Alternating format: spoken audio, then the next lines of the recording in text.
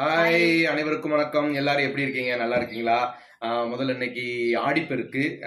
எல்லாருக்கும் அதுக்கு பெரிய ஒரு வாழ்த்துக்கள்.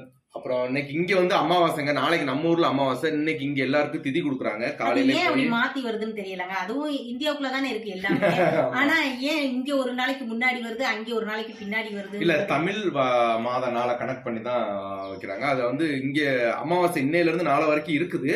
ஆனா இங்க வந்து இந்த திதி கொடுக்கறது எல்லாமே இன்னைக்கு இங்க கொடுத்துட்டாங்க. காலையிலே பலி போய் கொடுக்கறன்னு இந்த சொல்லிட்டாங்க. முத்தை கொடுத்துட்டு வந்துட்டாங்க. காலையிலே நானும் போயிட்டு பாத்தீங்கன்னா அப்பாவுக்கு, அது சாந்தாவோட அம்மாவுக்கு, சாந்தாவோட அப்பா இருக்காரோ இல்லையோ தெரியல, இருந்தாலும் இல்லைனாலும் கடவுளே நீ ஏத்துக்கோன்னு சொல்லிட்டு அவங்க 3 பேத்துக்குமே நம்ம கொடுத்துட்டு சாமி கும்பிட்டுட்டு வந்தாச்சுங்க.